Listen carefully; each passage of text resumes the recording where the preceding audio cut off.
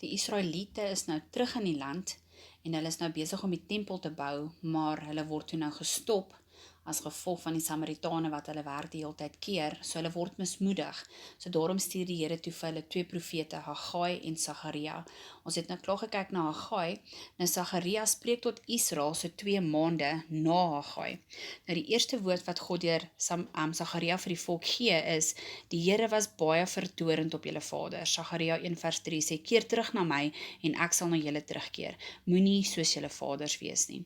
Nou hoeveel keer sal ons sê ek drink want my ouers het gedrink, ek het hier meer probleem want my ouers het hier meer probleem, ek sukkel finansiëel want my ouers het gesukkel. God sê moenie soos julle vaders wees nie, kom uit daardie destructive siklus uit. God se wil vir ons lewe is vrymaking, verlossing, lewe in oorvloed. Okay, so nou kan ons begin. Sagaria se oupa se naam is Ido, sy pa se naam is Beregia en sy naam dan is Sagaria en elkeen van die het 'n spesifieke betekenis. Sy oupa se naam is Time of Him, sy pa se naam beteken Blessed by Yahweh en Sagaria beteken Yahweh remembers. So as jy dit nou saam sit, 3 generasies, dan beteken dit God will remember his blessings but in his time. Ek dink partykeer is dit bietjie moeilik vir ons om ook vrede daarmee te maak dat God sal altyd sy beloftes nakom, maar sy tyd, nie ons tyd nie. Okay, so Sagaria voel vir my soos die boek van Openbaring in die Ou Testament. Dit het baie gesigte en prentjies, net soos Openbaring, en God gee vir Sagaria 8 visioene. Ek het hier so die prentjies ingesit. Ons gaan nou na elkeen van daai kyk.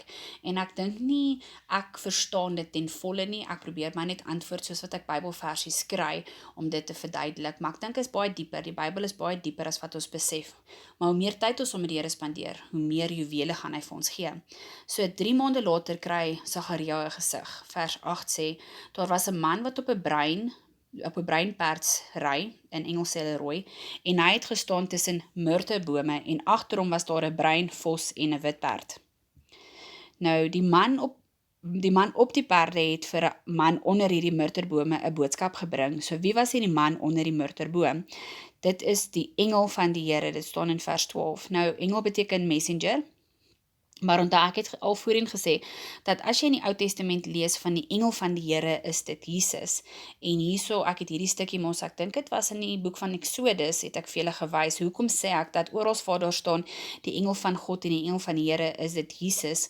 Ek gaan sommer net enetjie lees. Sagaria 1 vers 12 sê, die engel van die Here is die middelaar by Yahweh, en ons weet uit Hebreërs 8 vers 6 uit, dat Jesus is ons middelaar. So hier is ons klomp versies waar julle kan gaan sien, dat hierdie spesifieke engel is Jesus. Okay, so Jesus staan tussen die murterbome. Ek is nie seker of ek dit reg uitspreek nie, het voel nie so nie. So myrtle trees have healing properties with aromatic leaves all year. So dis 'n boom wat gesond maak. Nou 'n murterboom word in die Bybel uitgebeeld as die teenoorgestelde as dorings en dussels. Jesaja 55 vers 13 sê, vir 'n doringboom sal 'n siprus opgaan, vir 'n dussel sal 'n murterboom opgaan. In Genesis 3 vers 18 sien ons dat dorings en dussels is simbolies die vloek van sonde, maar God beloof hy gaan hierdie vloek van sy mense aflig en vervang met 'n murterboom. In Jesaja 27 vers 1, die slang en die dorings word verbrand. So Jesus staan tussen hierdie murterbome. Jesus het die vloek kom wegneem. So oral in die Bybel as jy lees van 'n spesifieke boom, is daar 'n rede hoekom God hierdie boom hierso noem.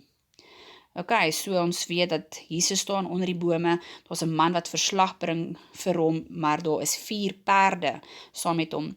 Nou vers 10 in Sagaria 1 sê, dit is hulle wat die Here gestuur het om die aarde te deurkruis, en kyk, die ganse aarde is stil en rustig. Die perde se werk is om die hele aarde te gaan en verslag te bring aan Jesus. Nou Jesus is ons middelaar, ons defense attorney. Hy sal ons verteenwoordig voor God die Vader. Hy sal met God die judge mediate vir ons. En hier sien ons dit ook. Jesus vra vir God in vers 12, hoe lank nog bly u sonder ontferming oor Jerusalem, waarop u alreeds 70 jaar vertorend was? Hier is 'n voorbeeld waar Jesus vir ons intree in gebed. So God antwoord troosvol, ek is extremely jealous of Jerusalem en Sion. So God is vreeslik lief vir sy volk. Wanneer hulle agter ander gode aanhardloop, word God jaloers. Vers 16 sê, ek wend my met ontferming tot Jerusalem, my huis sal daarin gebou word en 'n meetsnoer oor Jerusalem gespan word. My stede sal weer oorstroom wees van goeie dinge en die Here sal Sion weer vertroos en hy sal Jerusalem weer verkies. God is weer besig om te beplan om sy volk se land te herstel. So ja, Jesus tree in en vra God, onthou vir Jerusalem, 70 jaar is al verby en God sê ek het nie van hulle vergeet nie. Ek is klaar weer besig om te beplan hoe ek my volk en hulle land gaan herstel. Vers 18 sê, ek het my oë opgeslaan en gekyk, daar was 4 horings. Dit is die horings wat Juda, Israel en Jerusalem verstrooi het. Nou as ons kyk na Daniël, weet ons dat hierdie 4 horings was 4 koninkryke gewees en dit is Egipte, Assirië, Babylon en die Medes en die Persians wat ons veroorsaak het dat die volk verstrooid is. Vers 20, daarop toon die Here my 4 smede, maar hierdie manne het gekom om hulle, die horings, skrik aan te jaag, om die horings van die nasies die neer te werp. So daar was 4 smede wat hierdie 4 koninkryke laat val het. Nou wie was hierdie 4 smede? Babylon het in een nag geval onder koning Darius, so Darius is 'n moontlike smeed. Alexander the Great was die rede vir die val van die Medes-Persians Empire, die Roman Empire was verantwoordelik vir die val van die Grieke, en Jesus se koninkryk gaan 'n val maak aan al hierdie koninkryke. En ek het my oë opgehef en gekyk, daar was 'n man met 'n meetsnoer in sy hand. Vers 4 sê, Jerusalem sal lê soos 'n oop land, sonder mure, so daar gaan vrede wees. En ek sal vir hom wees, spreek die Here, 'n vurige muur rondom en tot heerlikheid daar binne-in. Ek kom om in jou midde te woon. So wanneer God Israel weer opbou, gaan daar vrede wees. Selfs die heidene gaan join, jy sien dit in vers 11. Baie nasies sal hulle in die dag by die Here aansluit, en hulle sal my tot 'n volk wees, en ek sal in hulle midde woon. Die 4de visioen in hoofstuk 3 wat Sagaria kry is oor Joshua die hoëpriester in die tyd van Zerubabel. Hy staan voor die Here in vuil klere, die Satan aan sy regterhand wat hom aankla. Die Here sê aan Satan, mag die Here jou bestraf. So dis dan nou Jesus, hy sê, mag die Here jou bestraf. Neem die vuilklere van hom af weg. Ek het jou skuld van jou weggeneem en ek beklee jou met feesklere. Hy sê, ek sal my spruit laat kom. Ek sal die skuld van hierdie land op 1 dag uittelg. Ons weet wat dit beteken. Onthou, ons is nou in die tydperk van Ezra. Die volk is terug in die land, maar so ver soos wat hulle die tempel in die stad probeer bou, kry hulle net teëspoed. Dink as jy ook besluit van nou af gaan ek beter lewe, dan val alles in mekaar. So God stuur profete na die volk om hulle weer te bemoedig. Eers vir Haggai waar God vir hulle gesê het, moenie van my vergeet nie, en nou met Sagaria. Hier sien ons waar God begin herstel. God meet Jerusalem om oor te bou, en hy gee 'n belangrike boodskap aan die nuwe hoëpriester. God sê vir hom, jy is rein. Die eerste steen wat ek gaan gebruik om Israel oor te bou is Jesus. So hy sit 'n steen voor Joshua en hierdie steen is Jesus. Hierso het ek gesê, die eerste steen wat God voor Joshua neerlê, het 7 oë. In Openbaring 5 sien jy ook 'n lam met 7 oë. Ook in die begin van Openbaring sien jy 7 fakkels voor die troon van God. En oral waar jy dit lees, beteken dit is die 7 geeste van God. Dit is die geeste van God wat ons met vuur louter, sodat ons rein kan word. Daarom ook as jy aan die begin van hoofstuk 3 lees oor hierdie hoëpriester, staan daar dat dit was brandhout wat uit die vuur geruk is. So dit beteken hierdie spesifieke priester het deur loutering gegaan, maar hy word uitgeruk. So oral waar jy lees van 7 oë, is dit die Heilige Gees. En die lam ook het 7 oë gehad. Hierdie spesifieke baksteen wat hulle gebruik om die tempel te begin bou, het 7 oë, en dit is dan Jesus, deur die Heilige Gees. Nou die engel het Sagaria wakker gemaak en vir hom gevra, wat sien hy? En hy sê, ek sien 'n kandelaar van goud met 7 lampe, met 7 aanvoerpype, met 'n oliekant bo-oor en 2 olyfbome.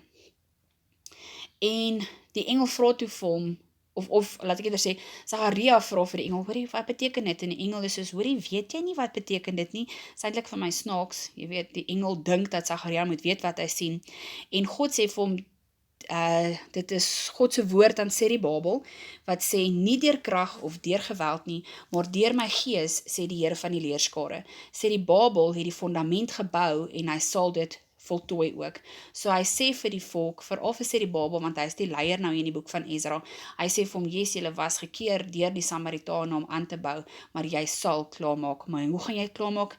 Nie deur krag of deur geweld nie, maar deur my gees, sê die Here van die leerskade. Nou onthou Serubabel is die leier van die Israeliete wat teruggegaan het.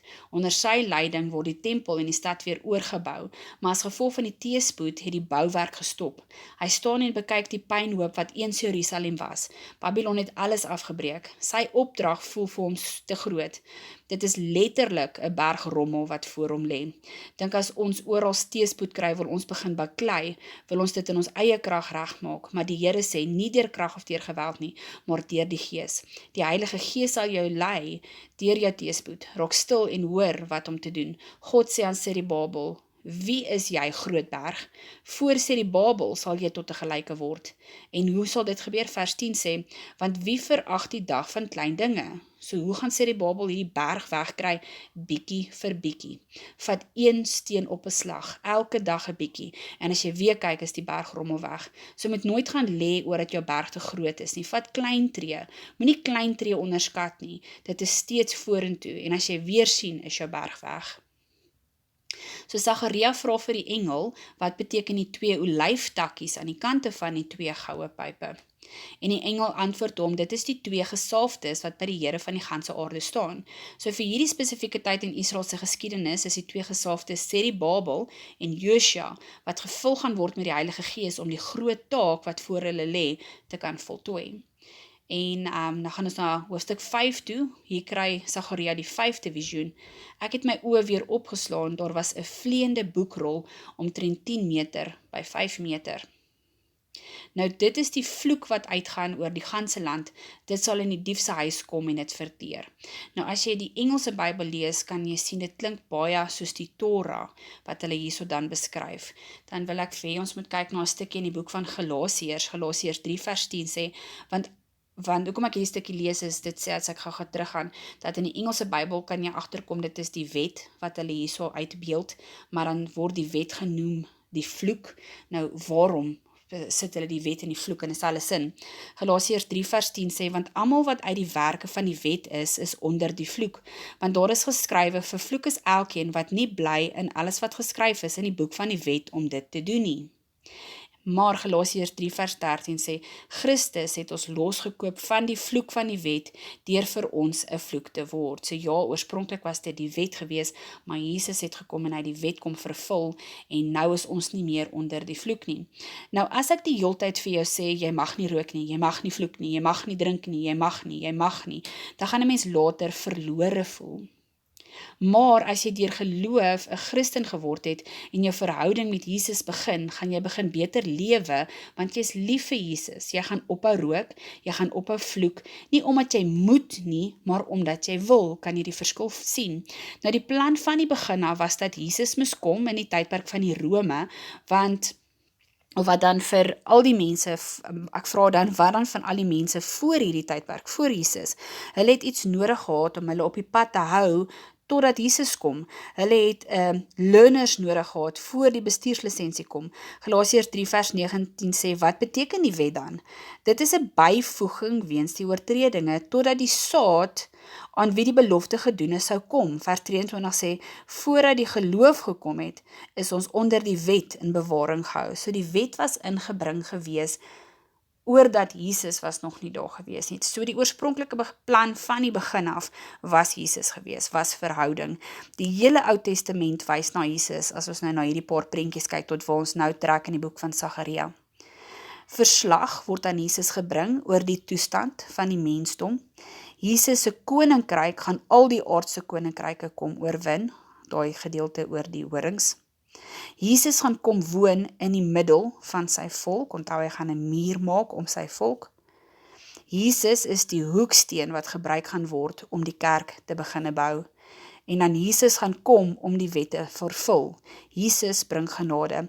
Efesiërs 2 vers 8 sê, for it is by grace you have been saved. Onthou dis genade. Through faith, and this is not from yourself, it is the gift of God, not by works, so that no one can boast. So dis nie die eerste gedeelte waar ek wil hê ons moet op fokus. For it is by grace you have been saved through faith.